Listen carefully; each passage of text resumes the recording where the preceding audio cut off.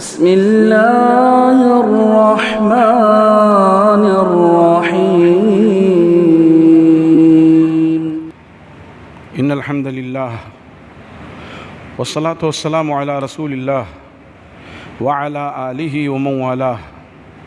أما بعد فأعوذ بالله السميع العليم من الشيطان الرجيم من همزه ونفخه ونفثه. بسم الله الرحمن الرحيم.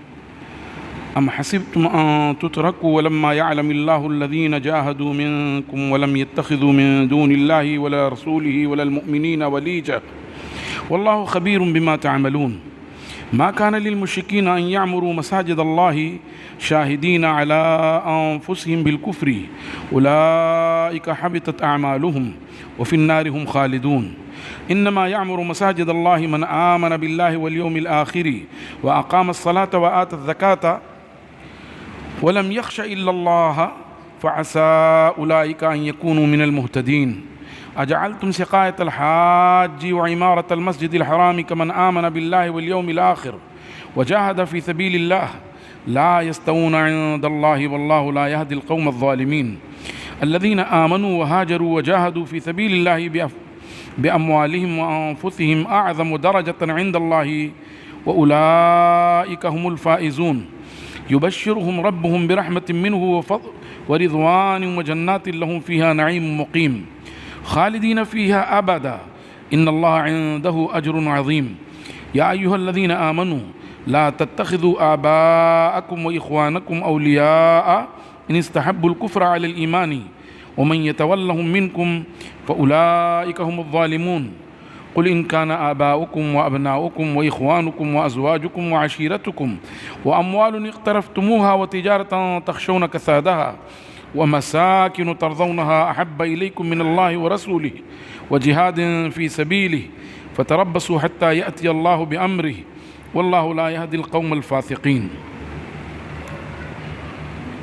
محترم حضرات و سامعین و سامعات، یہ سورہ توبہ کی آیات آپ کے سامنے پیش کی گئی ہیں.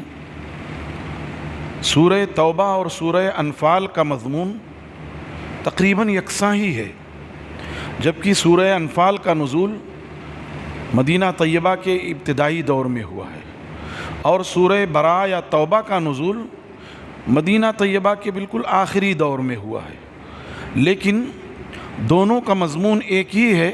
انفال میں خاص طور سے غزوہ بدر کا ذکر ہے اور توبہ میں فتح مکہ اور غزوہ حنین کا ذکر ہے اور کفار کے ساتھ ہمارا رویہ کیا ہونا چاہیے، خاص طور سے وہ جو دین اسلام، مسلمانوں اور رسول اللہ صلی اللہ علیہ وسلم سے عناد رکھتے ہیں ان کے ساتھ کیا رویہ ہو، اور عام کفار کے ساتھ ہمارا وتیرہ کیا ہو جو لا علمی کی بنیاد پر شرک میں مبتلا ہیں لیکن وہ ہم سے ٹکراؤ کی پالیسی نہیں رکھتے، ان کے ساتھ ہمارا رویہ کیا ہو. تو چونکہ دونوں کا مضمون یکساں ہے اور رسول اللہ صلی اللہ علیہ وسلم نے اپنی حیات مبارکہ میں سورہ براء کے شروع میں بسم اللہ نہیں لکھوایا، اسی لیے سیدنا اور پھر جب مصحف جمع کیا گیا دور صدیقی میں تو اس وقت بھی نہیں لکھا گیا. زید بن ثابت رضی اللہ عنہ اور دوسرے صحابہ نے مل کر کے عمر رضی اللہ تعالیٰ عنہ کی نگرانی میں جمع کیا تو اس وقت بھی نہیں لکھا گیا. اور یہی وجہ ہے کہ پھر عثمان رضی اللہ تعالیٰ عنہ نے دور صدیقی کے نسخے سے اور جو مصاحف تیار کروائے تو اس میں بھی نہیں لکھا گیا، چونکہ رسول اللہ صلی اللہ علیہ وسلم نے نہیں کہا تھا. عبداللہ ابن عباس رضی اللہ تعالیٰ عنہ کہتے ہیں کہ میں نے عثمان ابن عفان سے کہا کہ آپ نے توبہ کے شروع میں بسم اللہ کیوں نہیں لکھوایا اور مثانی سے معین کو ملا لیا. مثانی سے مراد بڑی بڑی صورتیں جو ہیں بقرہ، آل عمران، مائدہ، نساء، انعام، اعراف، انفال، ان کے ساتھ معین کو ملا دیا، توبہ کو ملا دیا. تو عثمان رضی اللہ تعالیٰ عنہ نے وہی بات دہرائی کہ چونکہ رسول اللہ صلی اللہ علیہ وسلم نے اس کے شروع میں بسم اللہ نہیں لکھوایا تھا اور اس تعلق سے ہم پوچھ بھی نہیں سکے، اس لیے وہی صحیح رہ گیا. تو اسی لیے آپ دیکھتے ہیں کہ مصحف میں بسم اللہ لکھا ہوا نہیں ہے. چنانچہ اس سورہ میں بھی مسلمانوں کو واضح ہدایات دی گئیں اور یہ کہا گیا کہ دیکھیے محبت کی 3 قسمیں ہیں. ایک ہے موالات، دلی دوستی. تو دلی دوستی صرف اہل ایمان سے جائز ہے بس. اہل کفر سے، چاہے وہ اہل کتاب ہوں، سماوی شریعت والے ہوں یا خود ساختہ شریعتوں والے ہوں، کسی سے جگری دوستی، دلی دوستی جائز نہیں ہے. اور اگر کوئی مسلمان ان سے دلی دوستی رکھتا ہے تو اس کے ایمان کا خطرہ ہے، وعید ہے اس کے لیے. دوسری قسم ہے مدارات، خاطر تواضع کرنا. کوئی دروازے پر آ گیا، چاہے مسلم ہو چاہے غیر مسلم ہو، مسلم تو اپنا بھائی ہے، وہ تو حق ہے اس کا، لیکن غیر مسلم بھی آ گیا تو اس سے حسن اخلاق سے پیش آنا ہے، اس کی مہمان نوازی کرنی ہے، اس کو کھلانا پلانا ہے. ایک ہے مواسات، کہ مصیبت کے وقت غم گساری کرنا، ہمدردی کرنا، مسلمانوں کے ساتھ ساتھ غیر مسلموں سے بھی انسانی انسانی تعلق کی بنیاد پر، انسانی بھائی چارگی کی بنیاد پر غیر مسلموں سے بھی مواسات کی جائے گی، ہمدردی. لیکن موالات قطعاً کسی سے دلی دوستی جائز نہیں ہے. اور اس مرض میں موجودہ دور کا مسلمان مبتلا ہے. اس مرض میں موجودہ دور کا مسلمان مبتلا ہے. بولتا ہے ارے فلاں دیکھو، گرچہ وہ ہندو ہے لیکن اس کے معاملات، اس کا سارا معاملہ بہت اچھا ہے، اور یہ مسلمان گندے ہوتے اور وعدہ خلاف ہوتے اور دھوکے باز ہوتے اور ایسے ہوتے اور ویسے ہوتے. اور ہوتا کیا ہے، وہ خود ہی ویسا ہوتا ہے، وہ خود بھی ویسے ہی ہوتا ہے. ورنہ اگر وہ ایسا نہیں ہے تو وہ اپنی ذات سے شروع کرے. اصلاح کا جو عمل ہے وہ اپنی ذات سے شروع ہوتا ہے. اپنی ذات سے شروع کیا، پھر اپنے بھائی کو جوڑا، پھر بھائی نے دوسرے بھائی کو جوڑا، پھر اس نے جوڑا.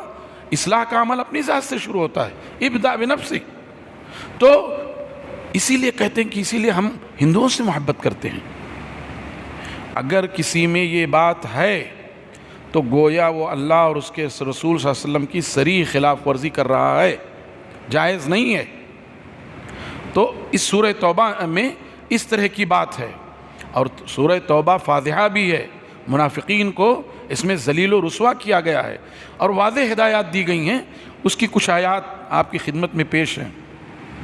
اللہ فرماتے ہیں ام حسبتم، اے ایمان والو، کیا تم نے یہ سوچ لیا ہے کہ چھوڑ دیے جاؤ گے اور اللہ تبارک و تعالی نہیں جانے گا تم میں سے ان لوگوں کو جنہوں نے جہاد کیا اور جنہوں نے اللہ کے سوا اور اس کے رسول کے سوا اور مؤمنین کے سوا کسی کو اپنا جگری دوست نہیں بنایا. ان کے مقابلے میں جو ایسا کرتے رہے تاکہ وہ امتیاز ہو جائے کہ صادق الایمان کون ہے اور کاذب الایمان کون ہے، یہ واضح ہو جائے. تو کیا تم نے یہ سوچ لیا تھا کہ تم چھوڑ دیے جاؤ گے اور اللہ تعالیٰ نہیں جانے گا ان لوگوں کو جنہوں نے اللہ تعالیٰ نہیں جانے گا ان لوگوں کو جنہوں نے جہاد کیا اور انہوں نے اللہ کے سوا اور اس کے رسول کے سوا اور مومنین کے سوا کسی کو اپنا جگری دوست نہیں بنایا. اور اللہ تعالیٰ خوب اچھی طرح باخبر ہے ان چیزوں سے جو تم کیے جا رہے ہو. مشرکین کیا کہتے تھے؟ خاص طور سے غزوہ بدر میں جب مشرکین پکڑے گئے، ان میں عباس رضی اللہ عنہ بھی تھے، تو مدینہ پکڑ کے جب لائے گئے تو لوگوں نے انہیں لعنت ملامت کیا. کیا عقل رکھتے ہوئے بھی ناعقلی کی باتیں، اور جو ہے ایمان نہیں لائے. تو انہوں نے کہا صاحب ایمان اگر نہیں لائے تو کیا ہوا، ہم تو مسجد حرام کے آباد کرنے والے ہیں اور حاجیوں کو پانی پلانے والے ہیں اور ایسا اور ویسا. ایک تو وہ واقعہ ہوا. دوسرے خود مسلمانوں میں یہ بات چلی کہ ممبر رسول صلی اللہ علیہ وسلم کے پاس 2-3 صحابہ تھے، بیٹھے تھے، کہا کہ اسلام لانے کے بعد میں سمجھتا ہوں کہ سب سے افضل عمل حاجیوں کو پانی پلانا ہے. کسی نے کہا نہیں صاحب، حاجیوں کو پانی پلانا افضل عمل نہیں ہے بلکہ مسجد حرام کو آباد کرنا افضل عمل ہے. کسی نے کہا کہ نہیں صاحب، یہ دونوں نہیں، اللہ کے راستے میں جہاد کرنا افضل عمل ہے. تو اس وقت یہ آیات نازل ہوئیں.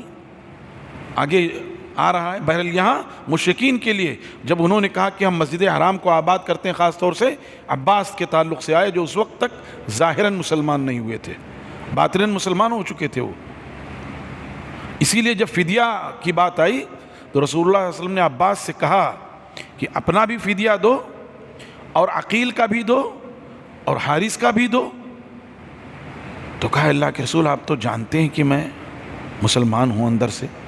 کہا ایسا کچھ نہیں چلے گا, کافروں کے ساتھ آئے تھے نا اس فوج میں, وہی چلے گا, اور 2 فدیہ. تو کہنے لگے کہ اللہ کے رسول میرے پاس تو کچھ نہیں ہے.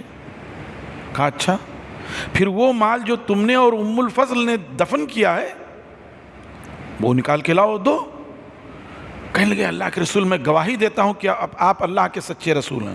وہ مال دفن کیا تھا اور اس وقت صرف میں اور میری بیوی ام الفضل تھی, اور میں نے اس سے کہا تھا کہ اگر میں لڑائی میں کام آ گیا تو یہ مال جو ہے ہمارے بیٹے عبداللہ اور فضل اور قسم کا ہوگا, اس کو ہم دونوں کے سوا کوئی نہیں جانتا تھا. آپ کو خبر ہے اللہ نے وحی سے بتا دیا, میں گواہی دیتا ہوں کہ آپ اللہ کے سچے رسول ہیں. کہا وہ ٹھیک ہے لیکن دو. تو اس وقت عباس نے یہ کہا تھا کہ ہم جو ہے مسجد حرام کو آباد کرتے. وہی کہا گیا کہ ما کان للمشرکین ان یعمروا مساجد اللہ, مشرکین کو یہ زیب ہی نہیں دیتا, روا ہی نہیں ہے کہ وہ اللہ کی مسجدوں کو آباد کریں. مساجد سے اصل مراد خانہ کعبہ ہے, مسجد حرام, لیکن وہ چونکہ تمام مسجدوں کی اصل اور مرکز ہے اسی لیے اس مسجد کو مساجد جمع کے ساتھ کہہ دیا. بیت اللہ الحرام کو آباد کرنے کے لیے مشرکین کے لیے روا ہی نہیں ہے کہ وہ اس کو آباد کریں, جبکہ وہ اپنے آپ پر کفر کی گواہی دیتے ہیں, خود کافر ہیں اور مسجد حرام کو آباد کریں. یہ تو کیسی الٹی بات رہی. اولئک حبطت اعمالہم, یہی وہ لوگ ہیں جن کے عمل اکارت اور غارت ہو گئے ان کے کفر اور شرک اور ایمان نہ لانے کی وجہ سے. تو اگر وہ کرتے بھی ہیں, تعمیر کرتے ہیں, نہیں اس کو آباد کرتے ہیں, تو اس سے کیا ہوا؟ کچھ نہیں. وفی النار ہم خالدون, اور وہ جہنم میں ہمیشہ ہمیش ہوں گے. انما یعمر مساجد اللہ, یقیناً اللہ کی مسجدوں کو صرف اور صرف وہ آباد کرتے ہیں جو اللہ پر اور یوم آخرت پر ایمان رکھتے ہیں اور صلاۃ قائم کرتے ہیں اس طریق پر جس طریق پر رسول اللہ صلی اللہ علیہ وسلم نے صلاۃ قائم کیا ہے, اور زکوٰۃ دیتے ہیں اور اللہ کے سوا کسی سے نہیں ڈرتے. تو یقین ہے کہ یہی وہ لوگ ہیں جو راہ یاب ہیں. فعسیٰ اولئک ان یکونوا من المہتدین, یقین ہے.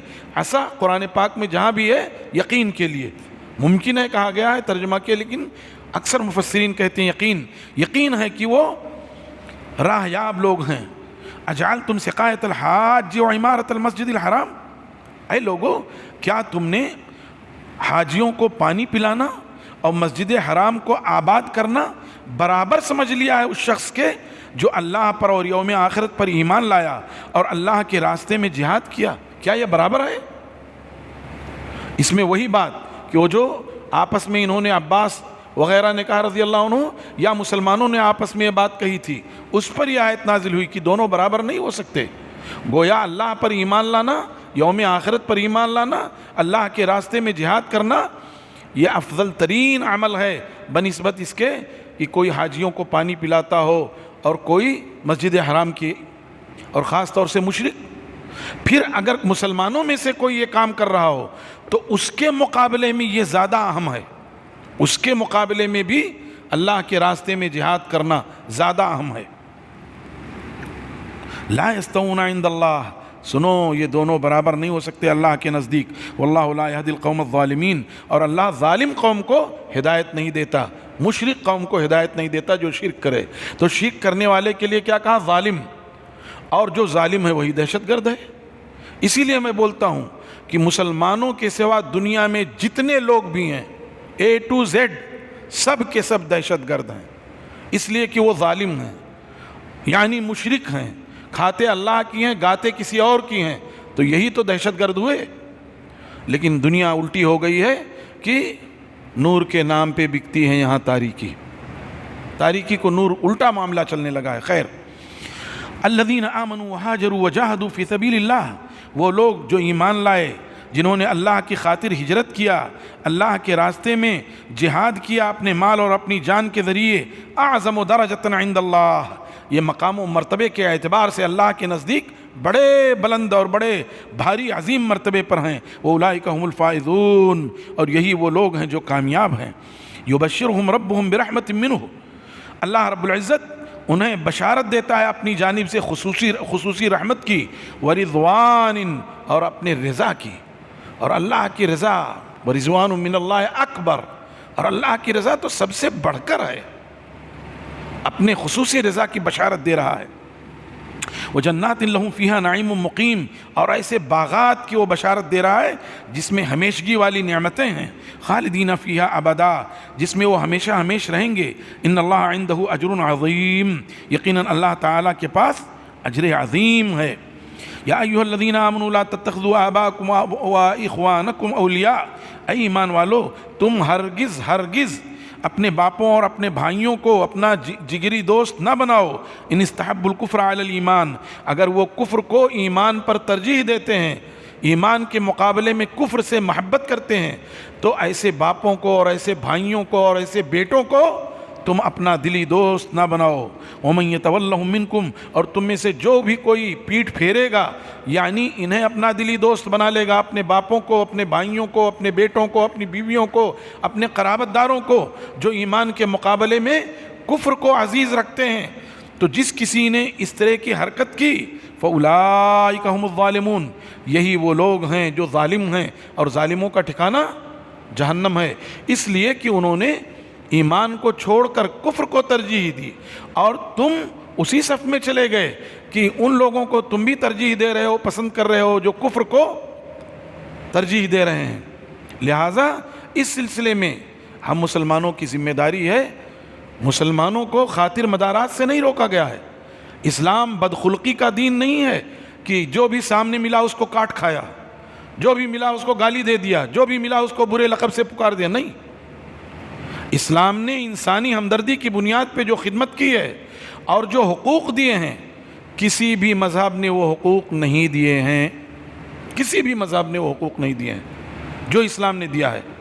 اور اگر سیرت سے مثالیں بیان کرنے لگیں تو وقت پر وقت چلا جائے۔ ایک جو ہے اعرابی آیا رسول اللہ صلی اللہ علیہ وسلم سے ملنے، کھایا پیا، رات میں سویا اور اس کا پیٹ خراب ہو گیا، اور بستر میں ہی بول و براز کر کے اب حالت خراب ہوگی، بھاگ گیا ڈر کے مارے، اور بھاگا تو اپنی تلوار بھول گیا۔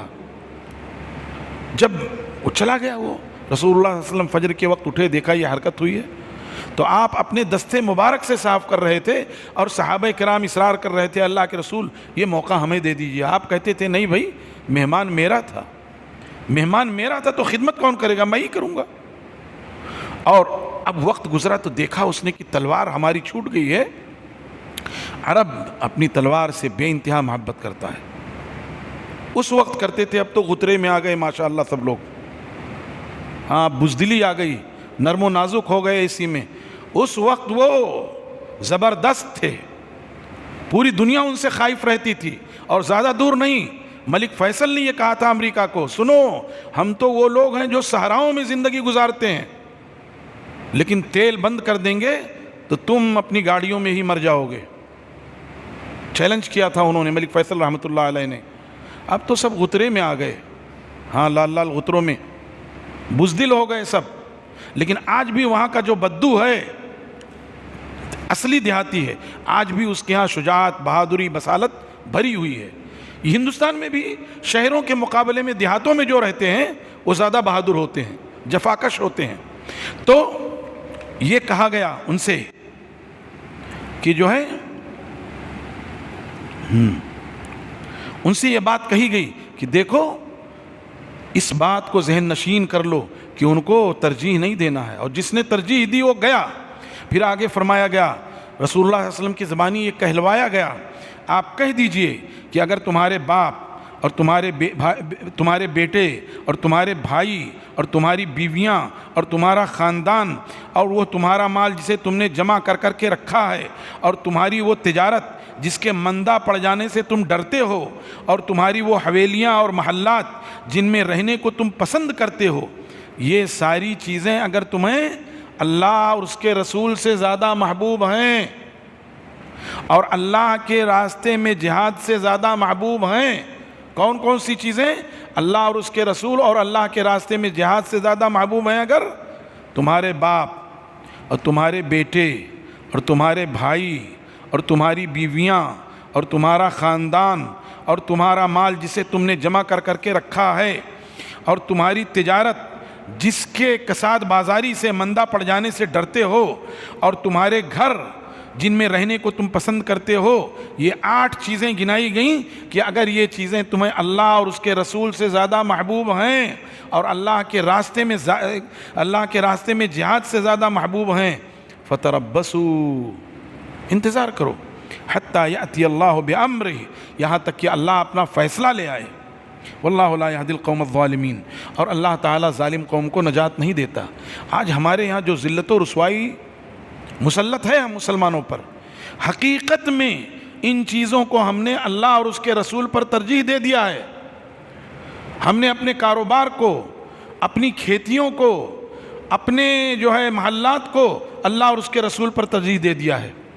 اسی لیے یہ ذلت و رسوائی ہم پر مسلط ہے، اور یہ اس وقت تک مسلط رہے گی جب تک کہ مومن اپنے ایمان میں مخلص نہ ہو جائے اور اللہ اور اس کے رسول کو دنیا و ما فیہا سے افضل اور برتر نہ سمجھے، اور اللہ کے راستے میں جہاد کو اپنا عین عمل نہ قرار دے دے۔ اس وقت تک مسلمانوں کو کبھی عزت نہیں مل سکتی، دنیا کے کسی بھی کونے میں عزت نہیں مل سکتی۔